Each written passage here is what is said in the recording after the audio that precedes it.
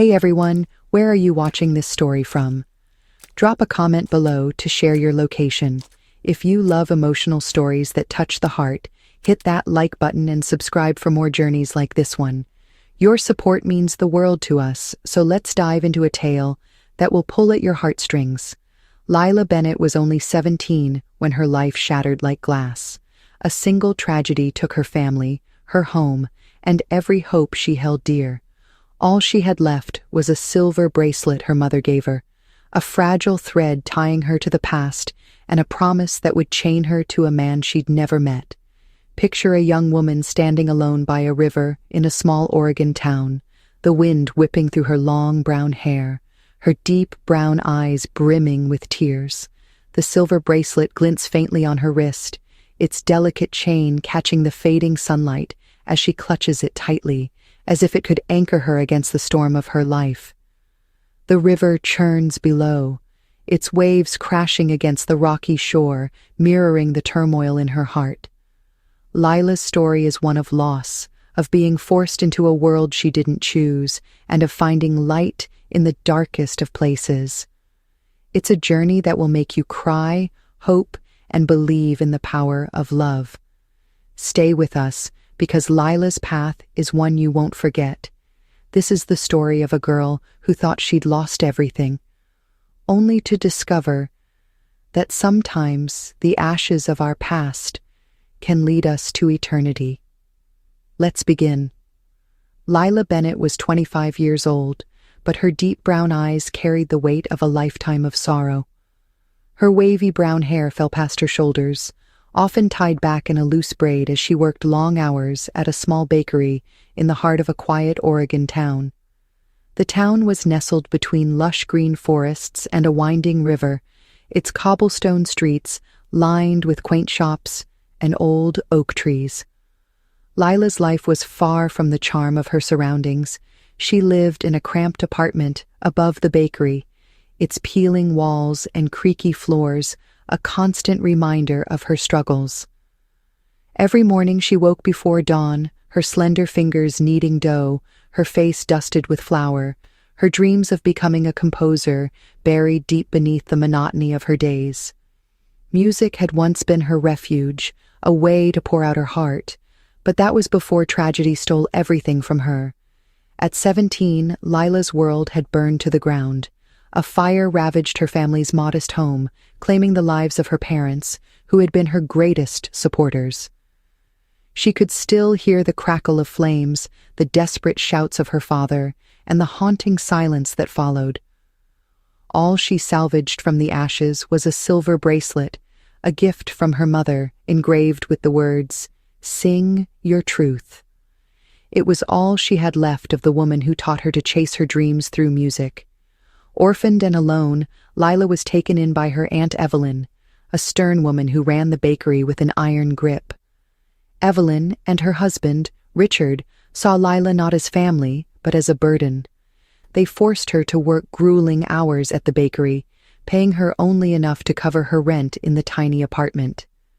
Evelyn's sharp voice echoed daily, reminding Lila of the debt she owed for their so-called kindness. "We took you in when no one else would," Evelyn would say, her eyes cold.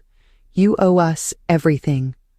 Lila's life was a cycle of exhaustion and quiet despair. She wore the silver bracelet every day, its cool metal a faint comfort against her wrist. At night, when the town slept, she would sit by her small window, scribbling melodies on scraps of paper, humming softly to herself. Those stolen moments were the only time she felt alive, but they were fleeting. Evelyn's demands grew heavier, and Lila's hopes faded with each passing year. She was a young woman trapped, her spirit dimmed but not broken, clinging to the memory of her parents' love. Across town, in a sleek, modern mansion perched among the towering pines, lived Gabriel Thornton. At 43, he was a billionaire whose name was synonymous with power. His tech empire dominated the industry, its innovations shaping the world. Gabriel was tall, his dark hair streaked with silver, his angular face striking yet unyielding. His piercing green eyes seemed to see through people and his presence commanded any room. But behind his tailored suits and cold demeanor was a man haunted by loss. Years ago, his older brother, the only family he had, died in a plane crash, leaving Gabriel to navigate a world that felt empty. The tragedy hardened him, turning him into a recluse who trusted no one. Rumors swirled in the town about his ruthlessness, how he'd built his fortune through relentless deals, never letting emotions cloud his judgment. To the townsfolk, Gabriel was a mystery, a man who lived in isolation, his mansion a fortress of glass and steel. Inside that fortress, Gabriel stood by a roaring fireplace, his gaze fixed on a faded photograph of his brother. The weight of his loss lingered in the lines of his face, in the way his hands clenched at his sides. He was a man who had everything money could buy, yet nothing that truly mattered. His company's board of directors pressured him to project stability, to marry and soften his image. Gabriel resisted, but the mounting pressure forced his hand. He needed a wife, not for love, but for convenience. That's when Evelyn's debt came to his attention. Evelyn and Richard had borrowed a fortune from Gabriel's company to save their failing bakery, a loan they could never repay. Their desperation gave Gabriel an opportunity. In a cold, calculated meeting, Evelyn offered a solution that made Lila's blood run cold. "Take Lila," Evelyn said, her voice devoid of warmth. "Marry her, and we'll call the debt even." Gabriel's green eyes narrowed, his expression unreadable. He agreed, not out of desire, but because it solved his problem. A wife on paper, nothing more. Lila was summoned to the bakery's back room, her heart pounding as Evelyn delivered the news. "You're marrying Gabriel Thornton," Evelyn said, her lips curling into a smug smile. "It's the least you can do, after all we've done for you." Lila's world spun. She stood frozen, her fingers clutching the silver bracelet, its engraved words mocking her. Marry Gabriel Thornton, the billionaire who owned half the town, a man nearly twice her age, a stranger whose cold reputation chilled her to the bone. She pictured his mansion, its towering glass walls like a prison. "No," Lila whispered, her voice trembling. "You can't make me." But Richard's hard gaze silenced her. "We can, and we will," he said. "You owe us, Lila. This is how you pay us back." Tears burned her eyes as the reality sank in. She was being sold, her freedom traded for Evelyn's greed. The next day, Lila stood before Gabriel's mansion, her small suitcase at her feet, the silver bracelet glinting on her wrist. The air was thick with the scent of pine, but it did nothing to ease the dread in her chest. The mansion loomed before her, its sleek design a stark contrast to the warmth of her childhood home. Gabriel appeared at the door, his tall frame filling the space, his green eyes studying her with an intensity that made her shiver. "Come in," he said, his voice low and clipped. Lila's legs felt like lead as she stepped inside, the heavy door closing behind her with a thud that echoed like a final sentence. She was now bound to a man she didn't know, a man she feared in a marriage she never wanted. Her heart raced as she glanced at Gabriel, his expression as unreadable as stone. What kind of life awaited her here? Would she ever find her music again, or was this the end of her dreams? Lila Bennett's new life in Gabriel Thornton's mansion felt like a gilded cage. The sprawling estate, nestled among Oregon's towering pines, was a marvel of glass and steel, its polished floors reflecting the soft glow of chandeliers. Every room was a testament to Gabriel's wealth, from the marble countertops to the floor-to-ceiling windows overlooking the misty forest. But to Lila, it was a prison, each luxurious detail a reminder of the marriage she'd been forced into. At 25, she was a stranger in her own life, bound to a billionaire who seemed as distant as the stars. Gabriel's rules were simple but strict. accompany him to company events, maintain a polished appearance, and stay out of his private quarters. He spoke to her in clipped tones, his green eyes rarely meeting hers, his presence imposing yet detached. Lila felt like a prop, a paper wife in a contract that suffocated her dreams. Her days were a blur of routine. She woke early, dressed in the elegant clothes Gabriel's staff provided, and stood by his side at glittering galas or boardroom meetings.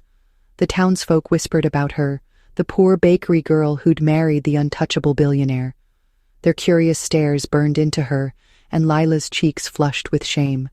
She longed for the simplicity of her old life, kneading dough in the bakery, humming melodies under her breath. The silver bracelet on her wrist, engraved with her mother's words, "Sing your truth," was her only anchor. At night, when the mansion fell silent, Lila would slip into the music room, a grand space with a sleek black piano and walls lined with vintage records. She'd sit at the keys, her fingers trembling as they traced familiar chords, pouring her grief into soft, haunting melodies. Those stolen moments were her rebellion, a way to keep her dream of composing alive, even if it felt like a fading ember. Gabriel was a mystery, his cold exterior unyielding. He spent hours in his study, surrounded by screens and documents, his jaw tight with focus. Lila avoided him when she could, her heart racing whenever he entered a room. She'd heard stories of his ruthlessness, how he'd crushed competitors without blinking, how he'd shut out anyone who got too close. She pictured him as a man who saw her as nothing more than a means to an end, a solution to his company's demands. Yet there were moments that puzzled her. One evening, as she struggled with a complicated event schedule, Gabriel glanced over her shoulder, his voice softer than usual. "You're doing fine," he said, his hand brushing hers as he pointed to a correction. The touch was fleeting, but it left Lila's skin tingling, her mind reeling at the unexpected gentleness. The first crack in Gabriel's armor came unexpectedly. Lila was arranging flowers for a company dinner, her hands clumsy with nerves, when she knocked over a priceless crystal vase. It shattered on the marble floor, the sound echoing like a gunshot. Lila froze, her heart pounding, certain Gabriel would explode. She braced for his anger, her eyes squeezed shut, but instead, she heard his steady footsteps. "It's just a vase," he said, kneeling to gather the shards. His green eyes met hers, calm and unguarded. "Don't let it haunt you." Lila stammered an apology, but Gabriel waved it off, his voice low. "Mistakes don't define you, Lila. Let it go." She stared at him, stunned, as he swept the pieces away, his movements deliberate, as if the broken vase meant nothing compared to her distress.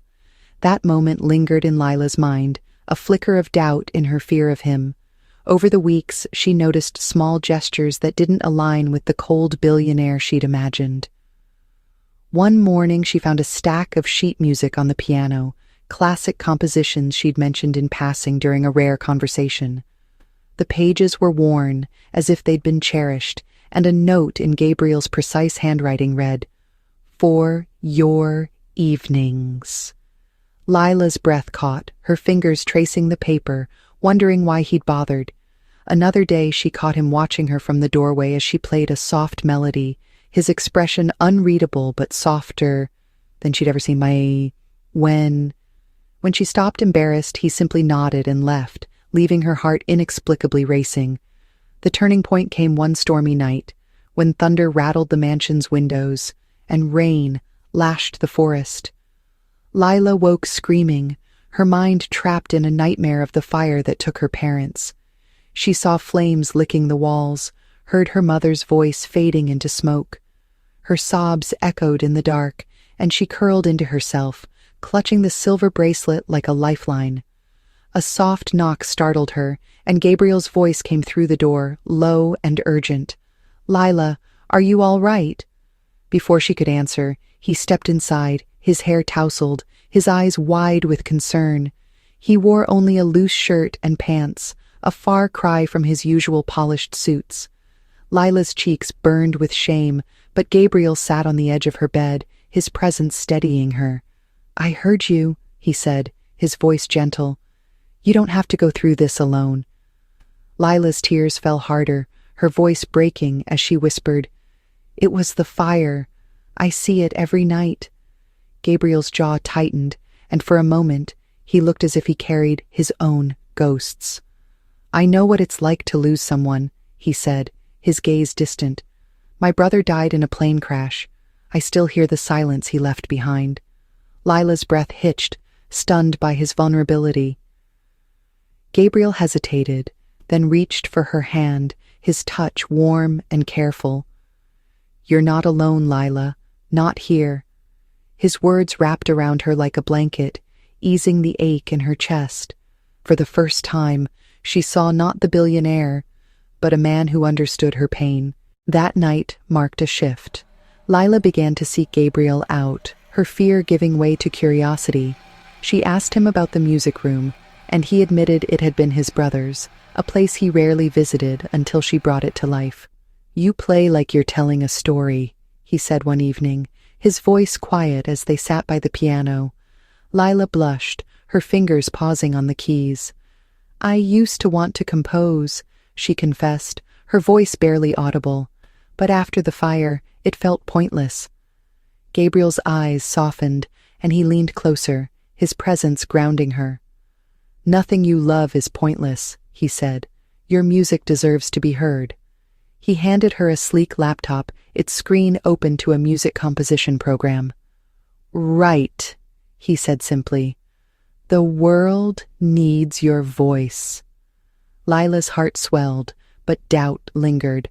Why was he doing this? Was it pity or something else? She threw herself into composing, spending hours in the music room, her melodies growing bolder. Gabriel never interrupted, but she'd find fresh coffee waiting, or a blanket draped over her chair on chilly nights. One evening, he invited her to a forest clearing near the mansion, a place he said held memories of his brother. The stars glittered above, the air crisp with pine. Lila brought a guitar from the music room, strumming a new piece she'd written, her voice trembling as she sang of loss and hope. Gabriel listened, his green eyes fixed on her, a faint smile tugging at his lips. "That's beautiful," he said, his voice rough with emotion. He recorded her song on his phone, promising to keep it safe. Lila's cheeks warmed, her heart stirring with something she wasn't ready to name. But the shadow of Evelyn and Richard loomed. One afternoon, they arrived at the mansion unannounced, their faces tight with desperation. The bakery was failing again, and they demanded Lila send them money from her new life as a billionaire's wife. Evelyn's voice was sharp, her eyes glinting with greed. "You owe us," she said. "Don't forget where you came from." Richard's tone was darker, hinting at a secret about her parents' debts, something they claimed could ruin her family's name. Lila's stomach churned, her fingers clutching the silver bracelet. She felt trapped, torn between the guilt Evelyn wielded like a weapon and the fragile connection she was building with Gabriel. "I don't have money," Lila said, her voice shaking. "This marriage isn't what you think," Evelyn sneered, stepping closer. "Then make it work," she hissed, "or we'll tell the world what your parents really were." Lila's knees buckled as they left, her mind spinning. She retreated to the music room, her fingers fumbling on the piano, the notes discordant. Gabriel found her there, his brow furrowed with concern. "What happened?" he asked, his voice low. Lila shook her head, tears spilling over. "They won't let me go," she whispered. "They say I owe them everything." Gabriel's jaw clenched, a flash of anger in his eyes, but he didn't press her. Instead, he sat beside her, his shoulder brushing hers, a silent promise of support. "You don't owe them your life," he said, his voice steady. "You deserve more than that." Lila looked at him, her heart aching with confusion. Why did he care? Was this marriage just a contract, or was there something real beneath his guarded exterior? As weeks turned to months, Lila's fear of Gabriel faded, replaced by a warmth she couldn't ignore. She caught herself watching him, noticing the way his eyes softened when he spoke of his brother, or how his rare smiles transformed his face. He began joining her in the music room, listening as she played, offering quiet encouragement. One night, as she finished a new composition, he clapped softly, his voice warm. "You're extraordinary," he said, and Lila's heart skipped a beat. She wanted to believe him, but the weight of Evelyn's threats lingered, a dark cloud over her growing feelings. She was falling for Gabriel, but could she trust him? Could she trust herself in a marriage born of coercion? The answers eluded her, but one thing was clear. Gabriel Thornton was no longer the cold stranger she'd feared. He was becoming her safe haven, and that terrified her as much as it thrilled her. The tension in Lila Bennett's heart had been building for months, a storm waiting to break. Her life in Gabriel Thornton's mansion had transformed from a cold obligation into something warmer, something she dared not name. But the shadow of her Aunt Evelyn and Uncle Richard loomed larger than ever. One crisp autumn afternoon, as golden leaves fell outside the mansion's towering windows, they arrived unannounced, their faces etched with greed and desperation. Lila stood in the grand foyer, her fingers clutching the silver bracelet on her wrist, its engraved words, "Sing your truth," a faint comfort against the dread pooling in her chest. Evelyn's sharp voice cut through the air like a blade. "The bakery's on the brink," she said, her eyes glinting. "Your marriage hasn't cleared our debt as promised. You need to come back and work for us, Lila, or we'll drag Gabriel's name through the mud." Richard stepped closer, his voice low and menacing. "We know things about your parents, debts they never paid. You wouldn't want their shame exposed, would you?" Lila's knees trembled, her breath shallow. The secret about her parents, whatever it was, felt like a noose tightening around her.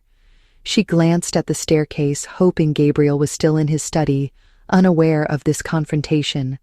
"I don't have money," she said, her voice cracking. "This marriage isn't what you think." Evelyn's lips curled into a sneer. "Then make it worth something," she hissed, "or we'll make sure everyone knows your family was nothing but thieves." Lila's heart pounded, her mind racing with guilt and fear. She'd fought so hard to hold on to her parents' memory, to believe they were good. The thought of their name being tarnished was unbearable.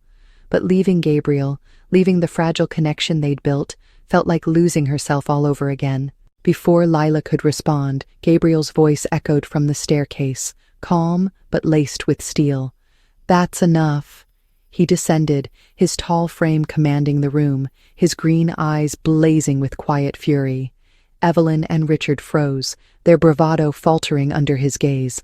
Lila's breath caught, her hands trembling as Gabriel stopped beside her, his presence a shield. "Your debt is cleared," he said, his tone icy. "I paid it in full this morning, every cent." Evelyn's jaw dropped, but Gabriel wasn't finished. He turned to Lila, his expression softening, his voice steady. "This marriage was a contract, Lila, but I don't want to keep you with chains. If you want to leave, you're free. No debts, no obligations. But if you stay, I want it to be because your heart chooses it, not because anyone forced you." Lila's eyes widened, tears brimming as his words sank in. Free? After years of being trapped, the word felt foreign, almost impossible. She searched Gabriel's face, expecting a catch, but his gaze was unwavering, raw with a vulnerability she'd never seen. Evelyn sputtered, her voice shrill. "You can't do this. She belongs to us." Gabriel's eyes darkened, and he stepped forward, his presence towering.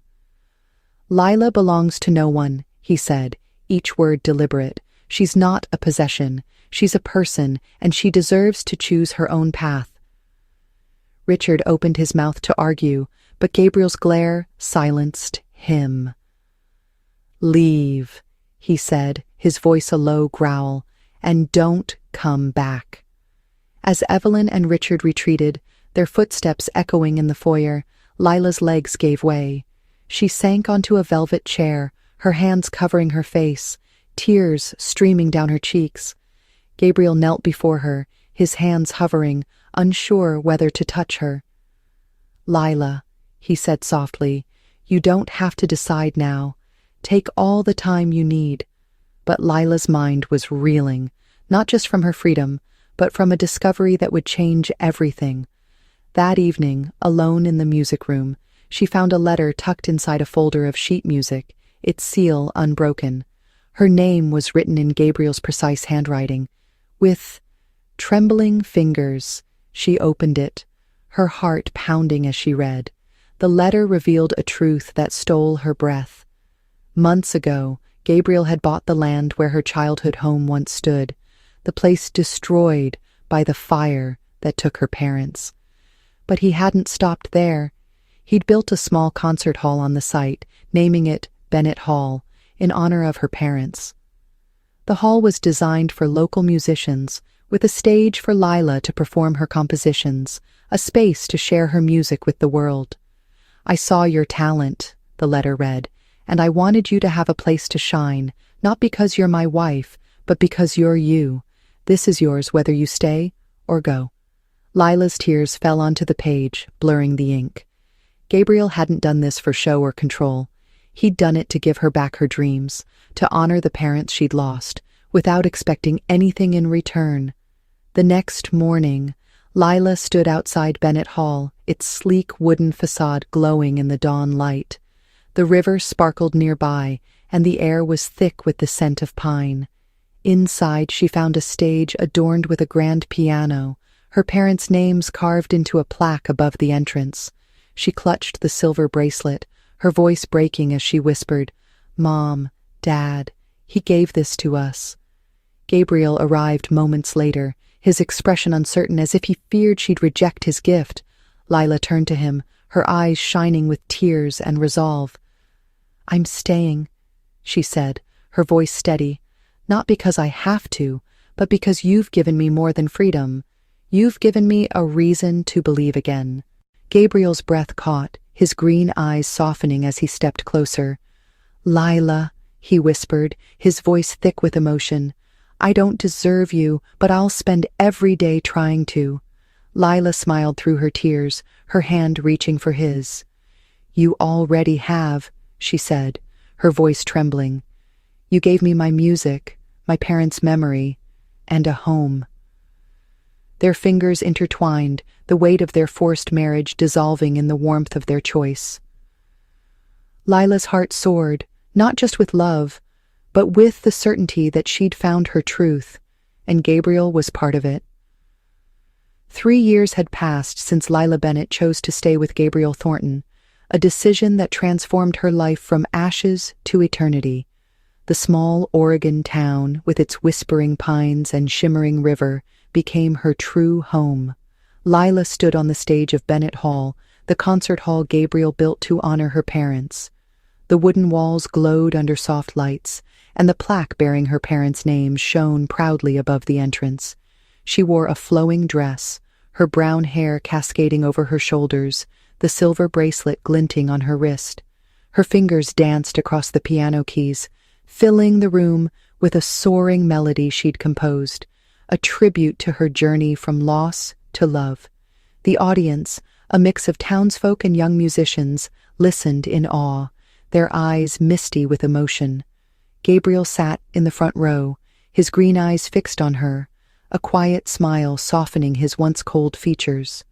Lila's music had found its place in the world. She'd released her first album, a collection of songs born from her nights in the mansion's music room. Bennett Hall became a haven for local artists, hosting free workshops for children who dreamed of music, just as Lila once did. She taught them to play, to sing, to tell their stories, her laughter echoing through the hall.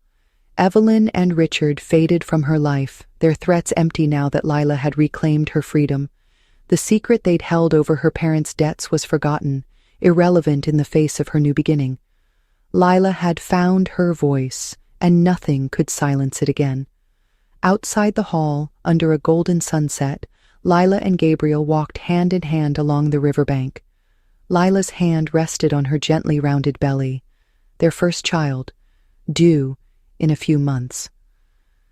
Gabriel's arm encircled her, his touch protective yet tender. "You've given me everything," Lila said, her voice soft, her brown eyes meeting his. Gabriel shook his head, his smile warm. "You gave me a reason to live again," he said, his voice thick with emotion. He pressed a kiss to her forehead, the river's gentle ripples reflecting the fading light. Their love, born from a forced marriage, had grown into something unbreakable, a melody that would play forever. Lila's final performance that evening ended with a standing ovation. She stepped off the stage, her heart full, and found Gabriel waiting. He pulled her close, whispering, "I'm so proud of you." Lila smiled, her fingers tracing the silver bracelet. "Mom, Dad," she thought, "I found my truth." Their story was one of healing, of finding light in the darkest moments, and of love that defied all odds. What did you think of Lila's journey? Share your thoughts in the comments below. If this story touched your heart, hit that like button, subscribe, and share it with someone who needs a little inspiration today. Teach You isn't just about finding someone to stand beside. It's about finding someone who helps you sing your truth. From the ashes of pain, kindness can lead you to eternity. Thank you for joining us, and we'll see you in the next story.